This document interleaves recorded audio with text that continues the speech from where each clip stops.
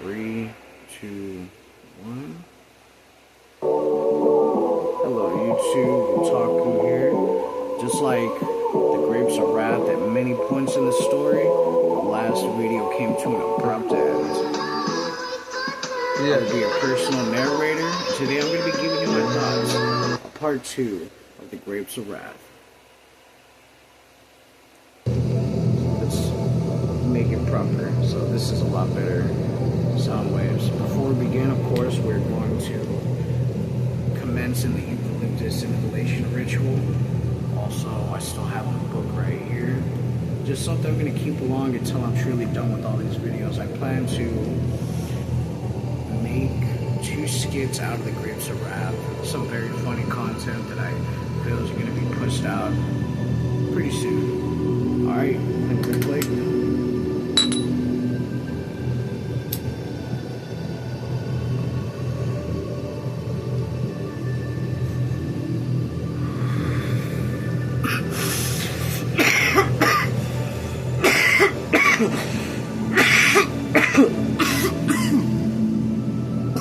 Also, if you have some water, do not forget.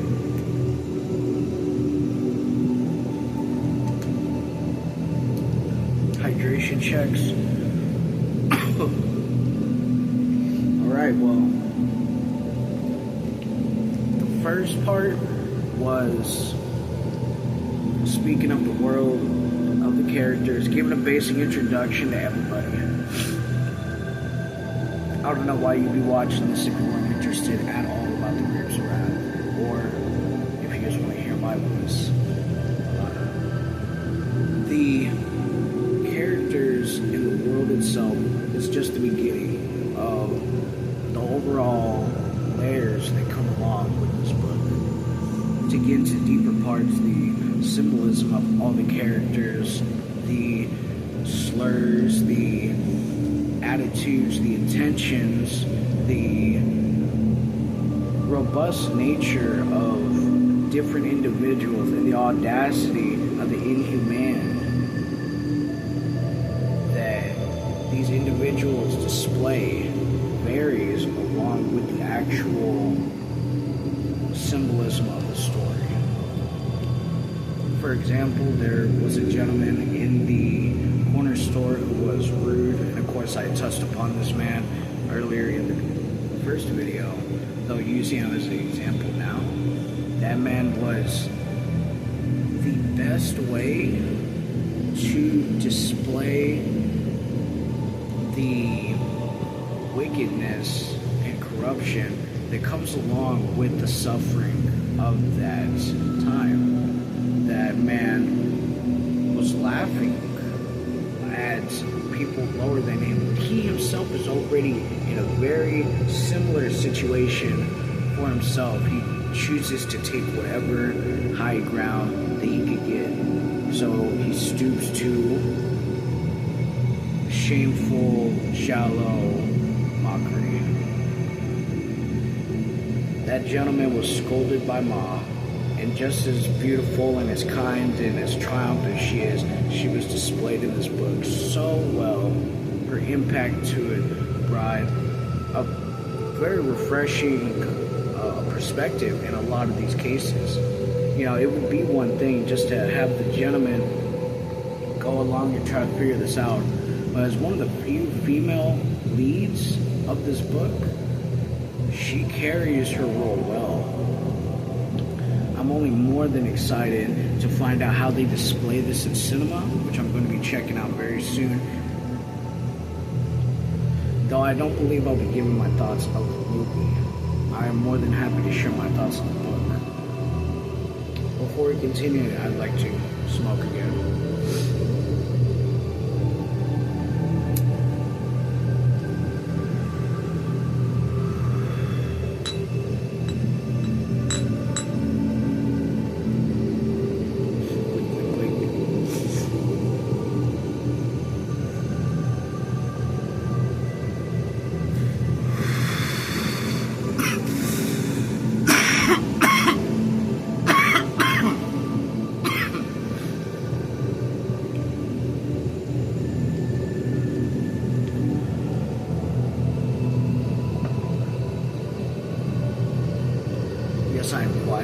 just a moment to gather my thoughts on how I'd like to approach this next topic. It is a bit of a slippery slope to have a discussion about the male and female controversies of that time and how they displayed it. That the best way to chalk it up to is the same way as how Looney Tunes, Warner Brothers, Disney all chalk up there.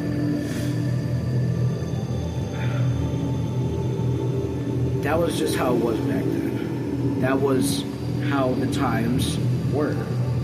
You, for the most part, as the man, did handle the heavy-duty responsibilities of physical labor, at least when it came to finances. And then the woman, as graceful and as damsel as they are, let's say, were still able to produce a heavy load and bless the family in a lot of cases with I guess the best way to put that is a peaceful surrounding, and that's easier said than done. Though Ma sits there and encapsulates that in different points of his book to the best of her ability. She's like, hey, let's set up camp, we gotta eat, I know everybody's hungry. Okay, there were a few points where she was at her wit's end, yes of course. I think it's very important to sit there and stress the validity, I believe I'm using that word, the vitality of a person's stress levels. There's only so much a person can take. There's only so much a person has to take before they themselves resign to fending for themselves, fending on their own, and also acting accordingly to situations that are being brought upon by forces outside of their control. And the Grapes of Wrath does the absolute pinnacle, in my opinion, of displaying how to navigate uncertainty in this chaotic world. You have your people faults, though they have their slivers of meanings, and those meanings are fruitful. Hopefully, eventually they do not become fruitful in this book. A lot of cases, people just end up not being worth value. They make that decision themselves, or somebody makes that decision for them. Either way, the overall premise of this book is encapsulating the pain of existence. There is a lot going on during this time. It is not of the same era that Grandpa came from. Grandpa, all he had to do was kill some people. Easier said than done, of course, but he made it sound easy. Like, I go back to killing them Indians and keeping this land for as long as I can. Sounds exactly what Grandpa would say, right up his alley. Paul, the family, all took this. They took that ideology of, I will do what I must to make my home. And a lot of times the family, even when that's at their core, are still diverse enough to cause problems. Oh yeah, like Tom has to deal with Uncle John's alcoholism, you know, the trauma that man should be able to, God bless, bear with himself, but it's not easy. So Al, with his promiscuous activities, is also a burden on the family because he's not purely putting the effort and time and attention towards having the best possible outcome to their situation. And it's said multiple times, we're all at fault in some way that we're not able to provide. Now let's all come together and attempt to do it as a unit. which is, in theory, a sound idea. The more people you have, the better chance of success in making it through this rough patch, because there's more people to spread the attempt in financial gain. If that's not possible, the next step that the Grapes of Wrath shows is, and it's such a powerful message of, it's a very difficult way to put this, the individual now becomes the world. Casey was tremendously excellent in displaying his uncertainty, manifesting into clarity. This man did exactly what he intended to do.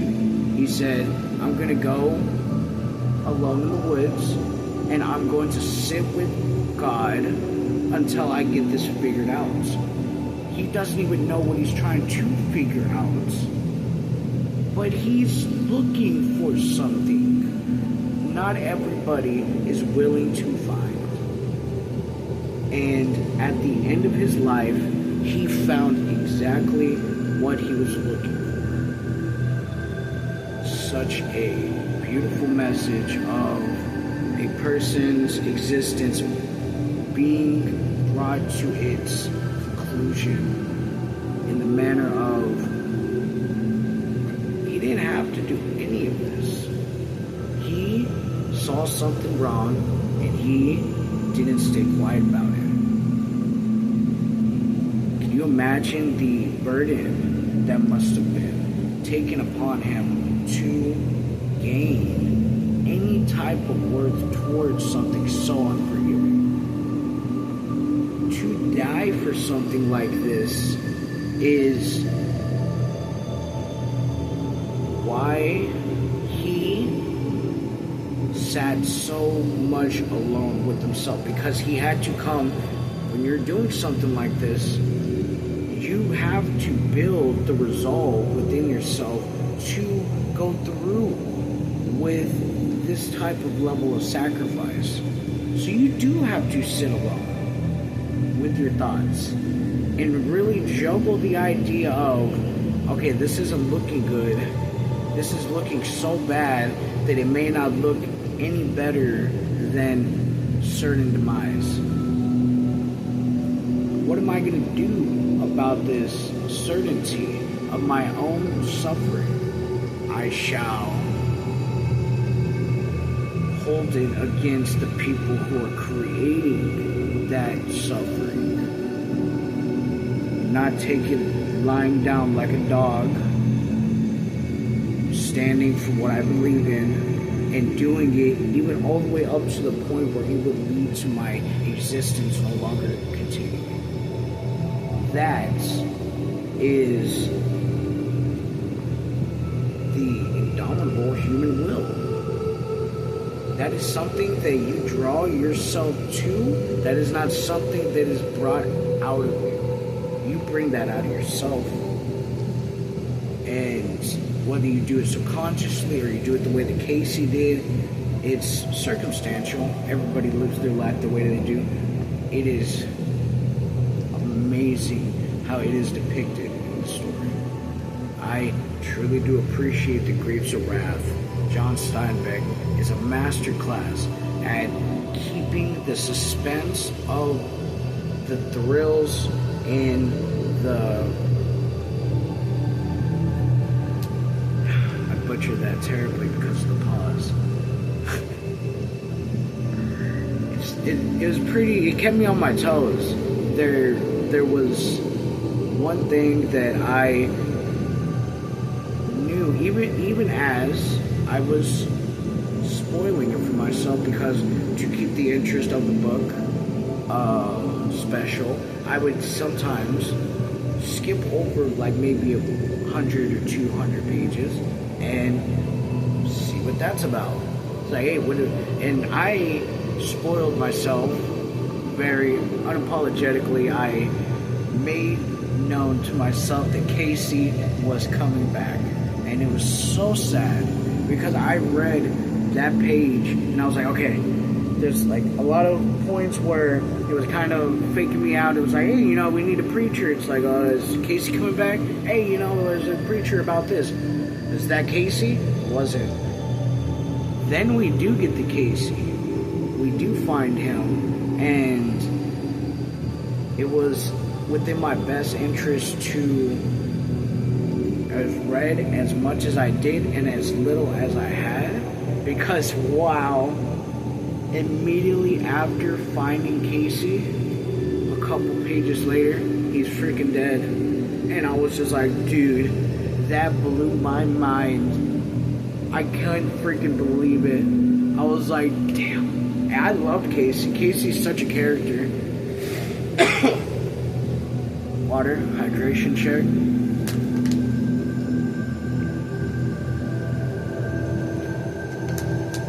So yes, these characters are fleshed out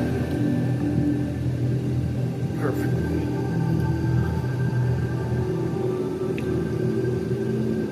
Any long-lasting character I say that I had issues with, I'm not gonna say Ruthie and Whitefield are kids. Though you do know my thoughts on Ruthie. Snitch. I'm not gonna call her a snitch, but child tendencies do act in chaotic manners.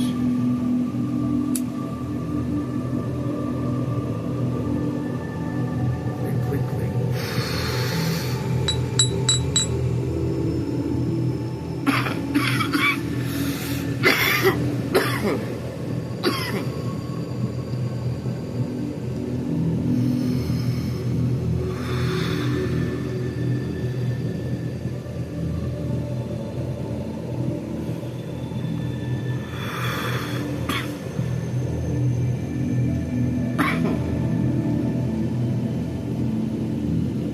Taking a pause to really focus my attention towards the final segment of at least the Grapes of Wrath, and then I shall proceed to have some follow-up videos that I would like everybody to know. There's one thing about the Grapes of Wrath that does rub me off the wrong way, and that is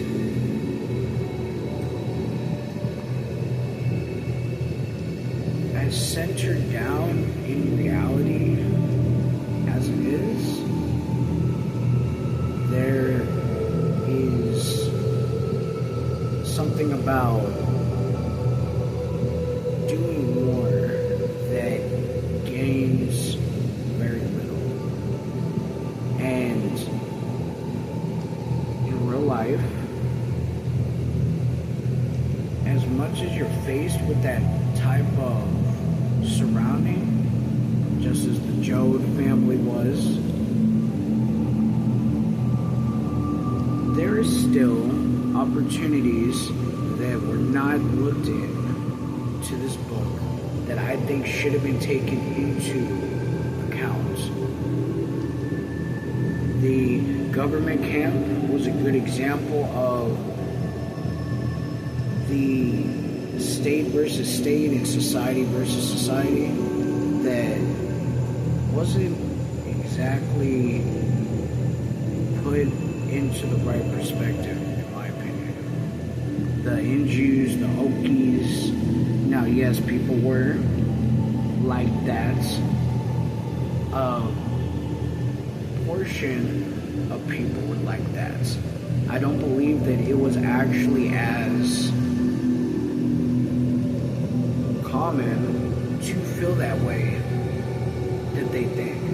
And even though that people were treated like that truly back then, that's how things were. This family, the term your existence is created through the end is pushed onto this family in such a freaking lackluster way.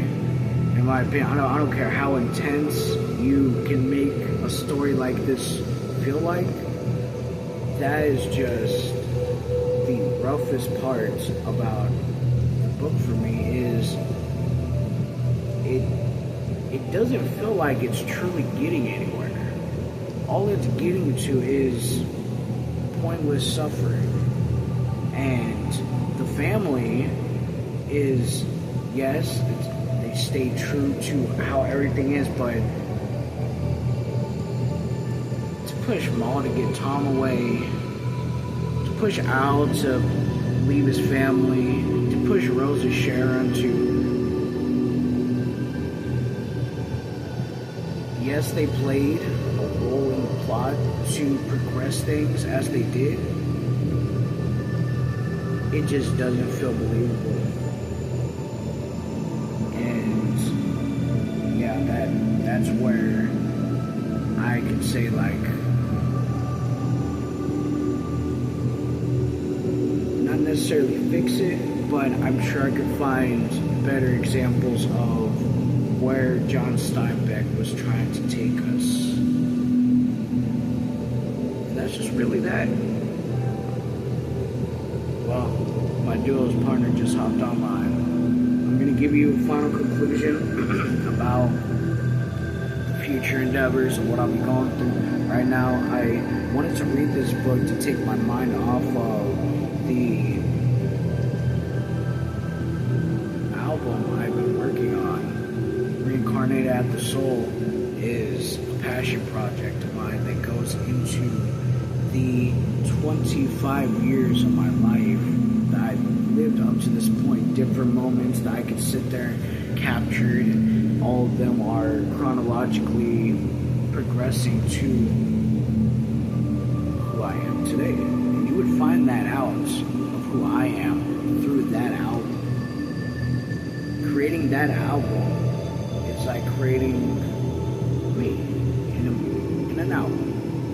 It's a very interesting idea, and I'm not the first one, of course, that came up with this, though I am my own being. I'm gonna show something unique. The next album I'm gonna do, because I have 3 for sure albums I want to do in this life, is the second one was one of my favorite random shows as a kid was The Amazing Misadventures of Flapjack. I believe that was the correct name. The Marvelous Misadventures of Flapjack, I think is the correct name. There's a dream. I even had this dream of going to Candy Island. So the second album I'll be creating is Candy Island. Candy Island is my hopes and dreams all put into that album. I know as I create that through, I'm going to find a lot about myself that I didn't know was there. And Candy Island is going to be based around, okay, you know, what's my ambitions? What's the fruit of the labors that I produce? What's the goods? What's the product? Who am I trying to become? What am I trying to push out towards the world? What is there to even push out that I have potential to do in an exceptional manner? And Candy Island is going to be a great way to show this.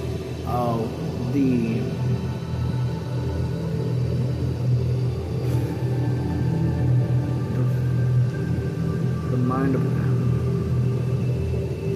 of Adam is going to be something to truly behold. Just as many artists did in their times, I shall do in mine, and show exactly why I exist. To show everybody else why I'm here. That's why I exist. Alright. Well, thank you for everything. This is a must read. Definitely don't skip out on this lifetime until you checked out that book. If you ever want to smoke and listen to somebody read to you, I have like 60, 70 videos dedicated to one book while I do that. And you can smoke and read along with me, because that's the whole premise of why I do this. Smoke a little freaking eucalyptus, listen to some crazy story. Pick you.